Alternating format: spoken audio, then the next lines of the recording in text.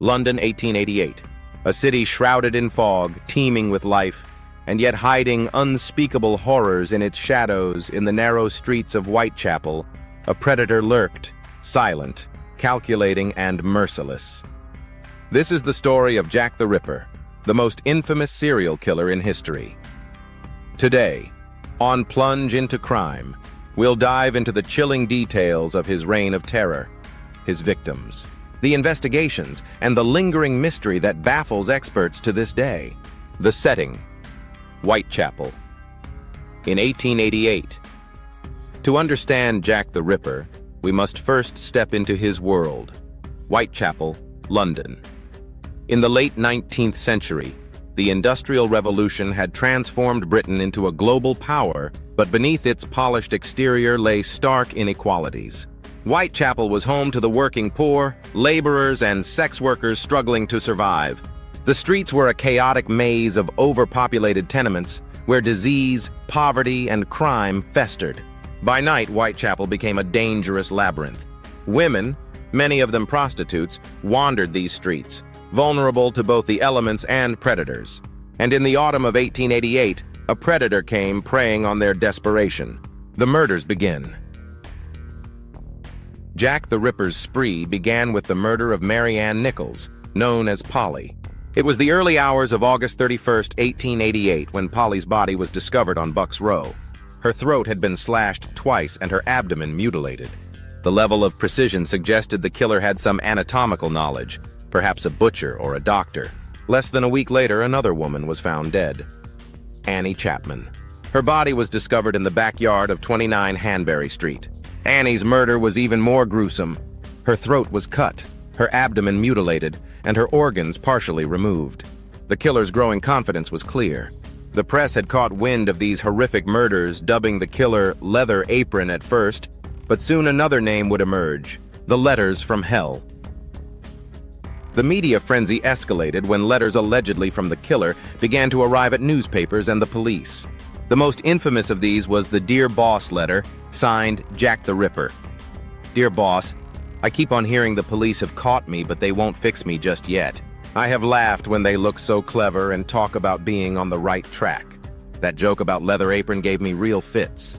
The letter taunted the authorities and introduced the name that would forever haunt history: Jack the Ripper.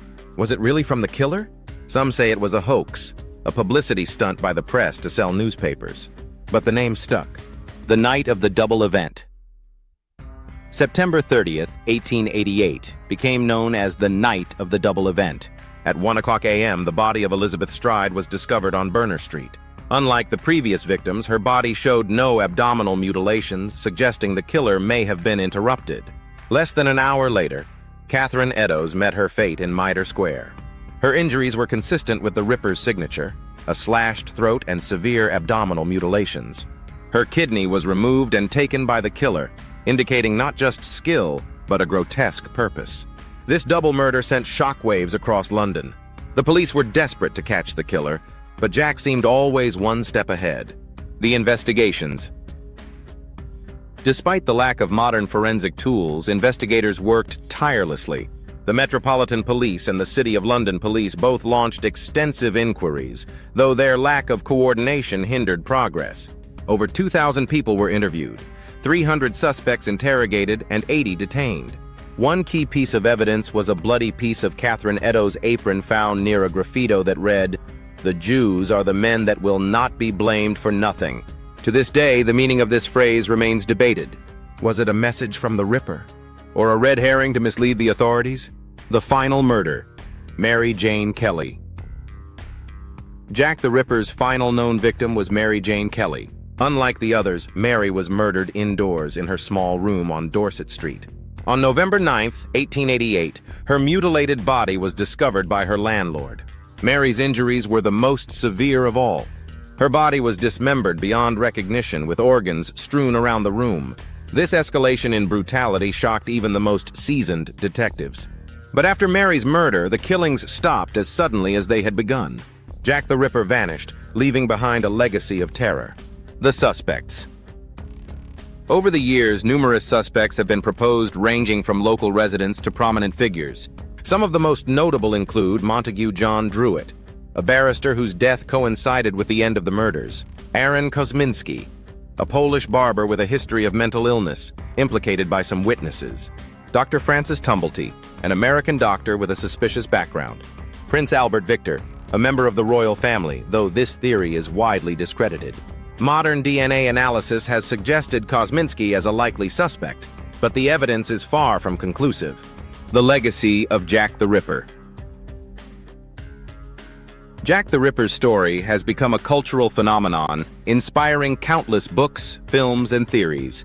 His case highlights the fears and failures of Victorian society and unsolved mystery that continues to fascinate true crime enthusiasts. But at its heart, this is a story of tragedy, the loss of 5 women who lived hard lives and met brutal ends. Mary Ann Nichols, Annie Chapman, Elizabeth Stride, Catherine Eddowes, and Mary Jane Kelly. 5 names we must remember even as we ponder the identity of their killer. And so the shadow of Jack the Ripper looms over history, an enigma, a symbol of evil, and a reminder of lives cut short. Who was he? Will we ever truly know? Perhaps the answer lies in the foggy streets of Whitechapel, waiting to be uncovered. Until then, the Ripper remains a ghost, haunting us from the past. Thank you for joining me on this chilling journey. Don't forget to like, subscribe, and hit the bell icon for more deep dives into true crime on Plunge into Crime. Until next time, stay vigilant, stay curious, and always stay safe.